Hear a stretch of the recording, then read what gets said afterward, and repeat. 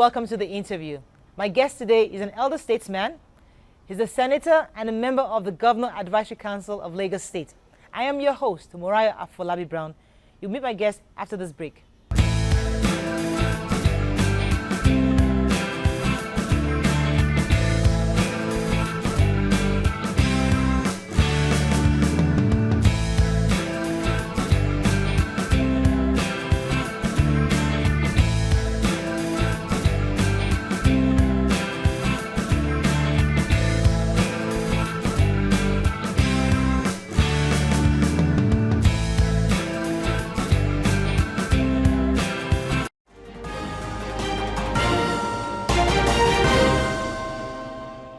Welcome back.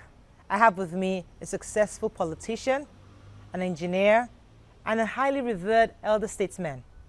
Welcome with me, Senator Anthony Adefuye of the Third Republic. Welcome to the show, sir. Thank you. Sir, we'd like to know the nicer, softer part of you because we know you're a tough politician. But tell us about growing up. It wasn't easy at all. No, a lot of people don't know. When I was a small boy, we used to swim. Most people of my age who were born in Lagos, we swim a lot. So that was movement then. Don't be surprised when you see swimming pool. That's the only that's the only exercise that I do. That's the only exercise I've been doing since I was young and so on and so forth. Your mother was very impactful in your life. Now, I come from a polygamous family. Yes. And at that time, almost all families were polygamous in Enugu. Yes. So my father had 4 wives. Each wife always cater for their children. Okay. It's now you wait for the father to pay school fees, for the father to pay this. No, it is the responsibility of the mother. And I was very close to my mom. And in fact, at that time, some people call us Mother and Child Nigeria Limited, you know. So my mother sells in the market, but there was something peculiar. We also sell fufu, and when my mother is in the market, I go to school and close by 1. So I prepare the fufu. I go from that to Kisino to Ebute Elefu 3 times. Wow. 1, to bring the wood. 2, to bring the leaf we are going to use to package the fufu. And the 3rd time, to bring the fufu itself. Then I start cooking. You used to make fufu? I can cook better than any woman. Are you for real? Any woman, I can cook better than What's any your favorite woman. meal you like to cook? Anything. So I can come I and eat cook Yamala, anytime, anytime. Wow. I cook for the whole family. Wow. When I was young, I cooked for the whole family. Where I was doing fufu, there was another fire there, and I will cook. And everybody, when they are coming back, people are accepted to do the work with my mom. And I do it cheerfully too. I don't say, why is this one not doing it? No, I was doing it cheerfully. Yeah. The only part of it I didn't like, when I'm walking in the night, my mates will go and hide and call Omo Onifufu. When I appear and I find they are just kids like me. That's why you didn't go to St. Gregory's and... that's why I didn't go to the colleges around, yes. around here. And I will just come out, just get angry, say, what is all this, and so on and so forth. So I didn't want that to happen when I gained admission. So I was looking for admission where I would be in the body house and I would not sell fufu. And not only that, I was looking for scholarship. Because that's the only way I can be in body house. So my daddy asked me, what do you want to do? I said, I want to be an engineer. He had a 4-man friend at UTC. So he just took me to UTC after my primary school. And I was employed there as a mechanic hand, you know, people who help the mechanics. Right. And I was so, I devoted my time, you know, working there. And then every break, I will go running errands for them, buying them food.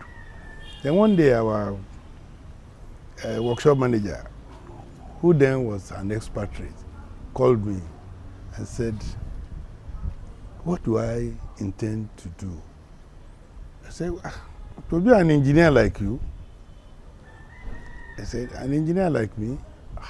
He said, you still have a long way to go. Really? He said, yes.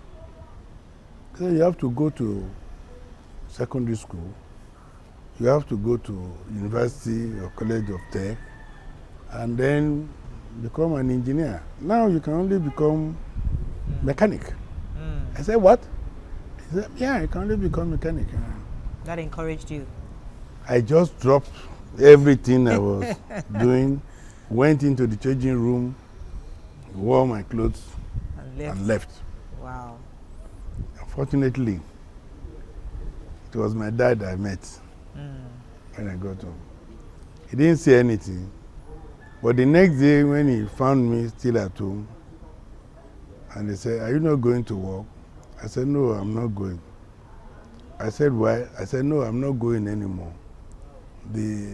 Our workshop manager told me I have to go to secondary school and go to university to become an engineer. And my father was trying to tell me stories. Maybe his friend, his foreman there, and he didn't go to school. And anyway, eventually you did. I told my mom.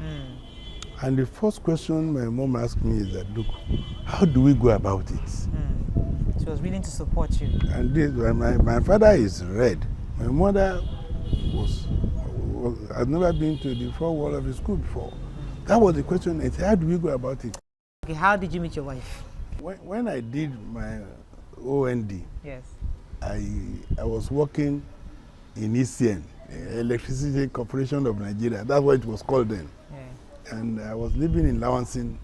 And you know, the power station is in Ijora. The third house to my house, that is the wife, that is the house of my wife. Okay. But we never spoke because his father is an accountant, his mother a dressmaker, and so on and so forth. They always keep them inside and so on. Shielded. So it was when I was at the College of Tech that she followed her cousin to come and see my friend. So while the cousin and my friend are busy, they will ask her to stay with me so that we can. So that was how we met. You guys met. That's nice.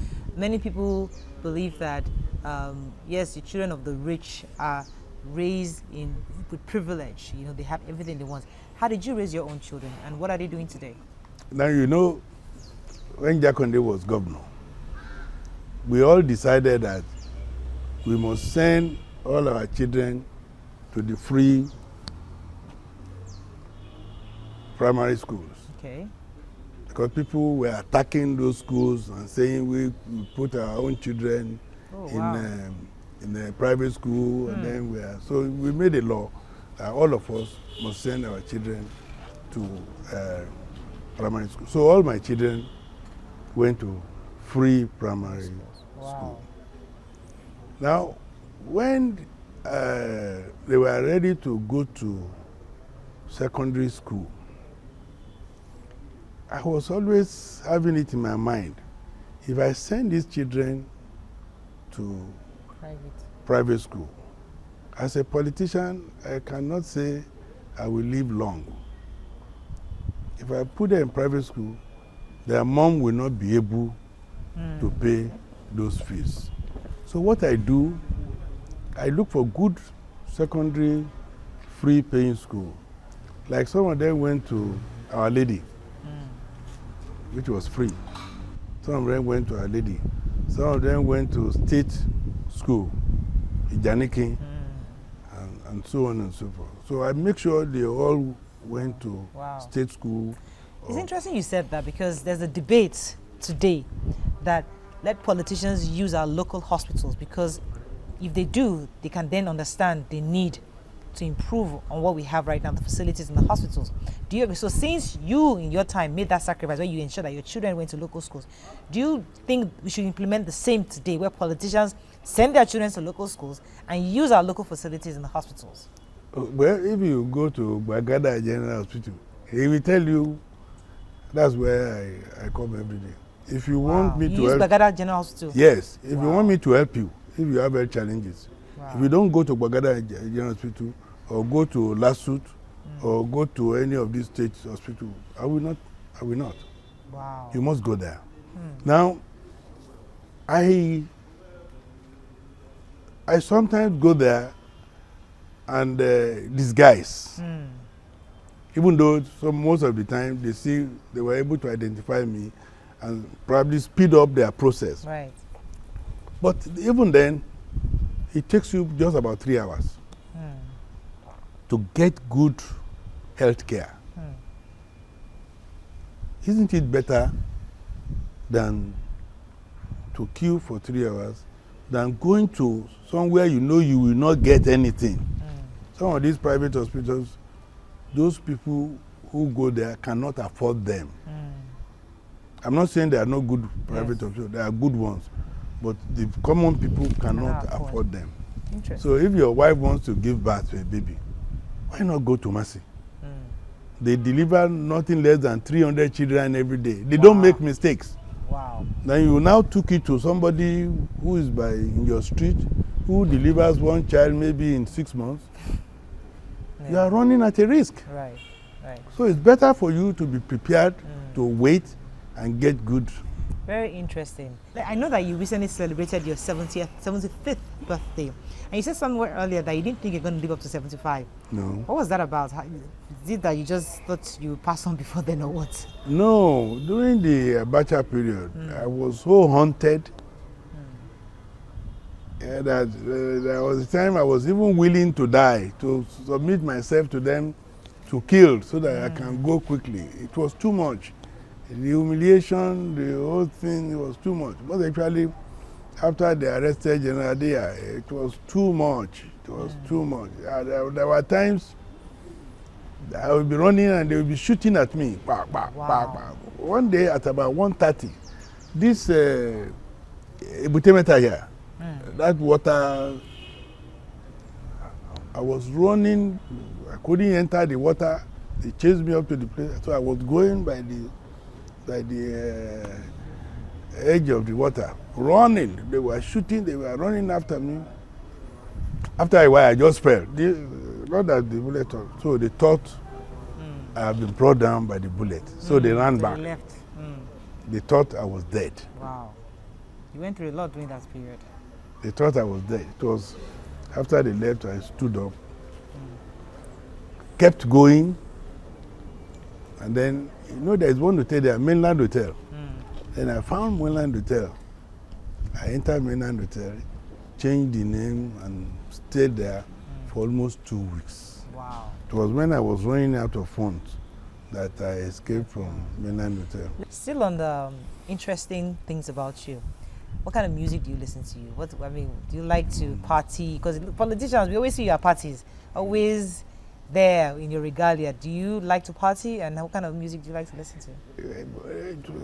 To be honest with you, I like watching television, not music.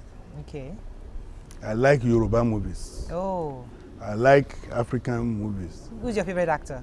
Oh, wow. Opo. Many. The ones I know may not be the ones you want. All those old ones, I don't reckon with them. Okay. They are so. Do you know my daughter is an actress? Oh, I didn't Tony know. Tone. Oh, that's your daughter? Yeah, that's my daughter. Wow. So, and she's a graduate. Yes, I know. I think I've done some work with her in the past. Yes. Oh, wow, that's she's interesting. a graduate. She has second-class upper, University of Birmingham. Wow. So, did you encourage her to come back to Nigeria? Where will she go? You know, many Nigerians, when they have their children abroad or when the children then go there's no abroad, need to they send stay. them abroad. If they can't come back, there's no need to send your children abroad. That's what most people don't know. To live abroad is a very, very painful And was it a struggle bringing her back, or did no, she decide? no, she came back herself. That doesn't mean I don't have children who married and stayed there. Stayed there, right? But she came back herself and made sure as soon as she finished and she came back home. I refused to spend money that will make her say I want to stay there. And she came back home. And she's the only one living with me now. That's good. That's interesting to know that. Yeah, so I focus on incoming actresses and actors. And I want you to do the same. You find brilliant actresses, brilliant actors coming up. Most especially those of the English listening coming up. I'm coming up with good stories. No matter how disturbed I am, if I watch a movie, just for 1 hour, I will sleep off. Since you're a philanthropist, have you considered investing in this industry to help them out, because they need funds? I'm their patron. Wow, fantastic. I'm their patron. I'm a patron of the Nollywood. Tampan. If you see during this birthday, they staged plays for me. I'm their patron. No, when you are a philanthropist, it's a very difficult job. It's a very difficult task. One, people want to take advantage of you. Exactly. So you have to be very careful. Some send messages every day. They don't know I store those messages. Wow. Today, their mother is sick. Tomorrow, their grandmother is dead. The next tomorrow, you know, they sell stories and so on and so forth. So you store it and now compare and say, when you play, my phone will just bring it out, sick mother. That means that's what she said before, and so on and so forth. But some of them also know my weakness, that when it comes to health and school matters, I can go any length to help. You all know of the lady that had cancer. We heard about place it. Yes. That is now completely. Yes. In fact, if I can say I'm better than any doctor when it comes to cancer now, you know, because of that. And then when you come to me and say you cannot pay school fees, and I look at it, and I find out that really, truly, you cannot pay. Yes, I'm ready to help you. If you put them in private school, I will not help you. I have a private school myself. Okay. So if you put them in private school, you must, if you are not sure you have money, why put your children in private school when the school is free for you to go? So I always select those that you help. That I help. Okay, people notice that you're always wearing white. Yes. Is there a reason? Because people think that once they see you wearing white, you remember of a cult. No, Is it just your own? No. Thing? I used to work in Blackwood Hodge. Okay. And I had a boss who liked me a lot, and I like him. And at that time, he was living in Lupeju. Those who live in Lupeju then are the rich people. And then suddenly, he fell into the trap of these churches. I think he told me the story that a brother of his conned him, and that brother was a pastor. So he went to report that brother in the church. And during the time he was reporting and doing everything, he was conned and made to sell everything he has. That he has to be a man of God. And he should just wear common teru. It's now that I'm wearing all these tiku. Before it's pure teru, ask anybody. Wow. And he now goes to the church every morning to sweep and so on and so forth. And I looked at him, I said, Baba, you have been conned. He said, well, at least I will enter the kingdom of God. I said, no. Well, these people are con men. You may not see the kingdom of heaven. what you can do is to make sure from now on you don't do evil to anybody. Only God knows what he has done. Because you are not a person who can be easily conned. But yes, here is your brother that conned you. So he sold everything, and he was wearing this white about. And when you wear white, nobody knows whether you are poor or rich. Oh, wow. I get it now. Yes. So during my difficult time, about 3 years ago, I was still wearing my white. So nobody will say, Kolewole Simon, he is now wearing white. Yes. Nobody will say, so when you wear white, people know you about it. White is white. Yes. Whether it's lace, whether it's, I don't wear lace because it's too heavy. That's the only thing. So I go to Teru like this. Yes. I can watch 3 times, give it to somebody else and buy, and it costs me nothing. On that note, we're going to go on a quick break. When we come back, we get to know the personal, softer side of Senator. Stay with us. We'll be right back.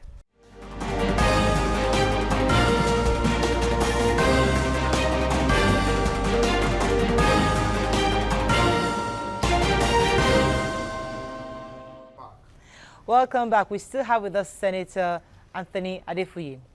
You've been a party chairman in Old Shomolu and also a distinguished senator in the Third Republic.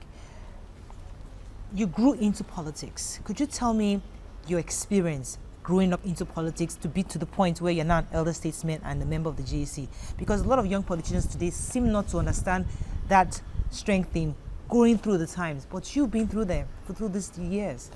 Yes, the party at that time is different from the party now. Let me say, at that time, if we wanted to appoint a councillor, there would be no interference from outside at all. That ward, we hold a congress, or we will appoint that councillor themselves and just bring them to me. We know the ESCO there. They will come to me, the chairman of the ward will come, and then that's the councillor.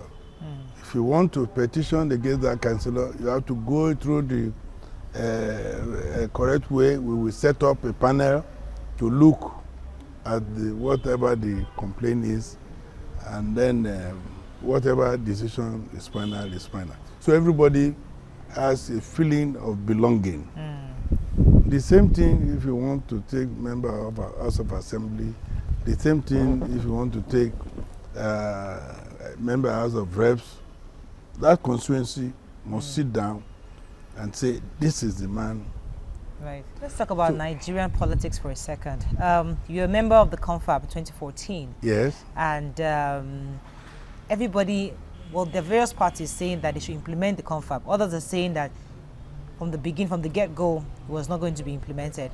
In your view, especially when there are various arms of the country asking for independence, asking for restructuring, saying that they need more representation, they're being marginalized, do you think that 2014 Confab report should be implemented?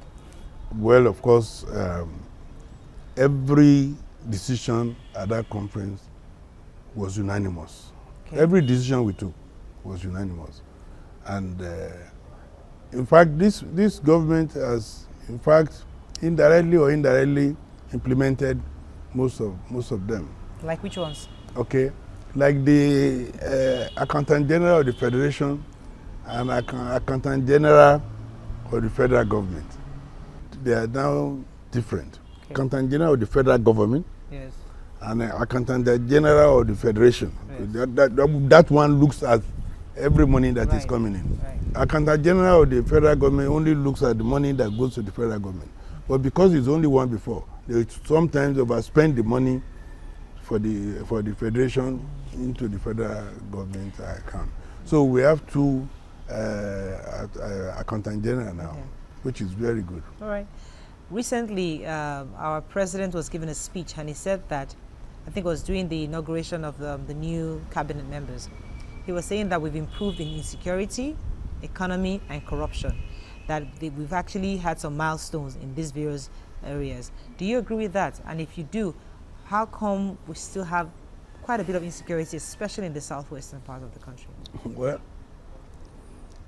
the insecurity we have now is temporarily and is politically motivated. Okay. So let everybody know that it's politically motivated. It just started overnight. And it's always there.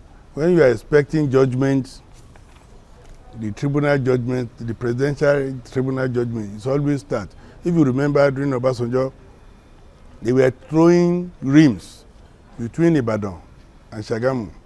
It was so bad that he had to go there after a while with soldiers to clear the whole of that area. And since then, we didn't have any trim throwing. If you remember, during the one of Yaradua, it was the militants, and he had to settle, give amnesty, and so on and so forth. It's been great talking to you, but I cannot let you go without asking this final question. Our new governor, Governor Sanwo-Olu, and his deputy Hamzat, Lagosians are still waiting. We know we've been told that they're a great team.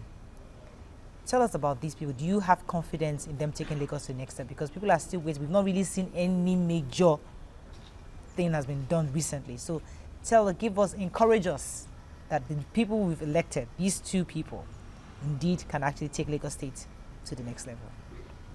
Well, I think the Lagosians are lucky to have these two people. I think they are lucky. I think we should just be patient with them.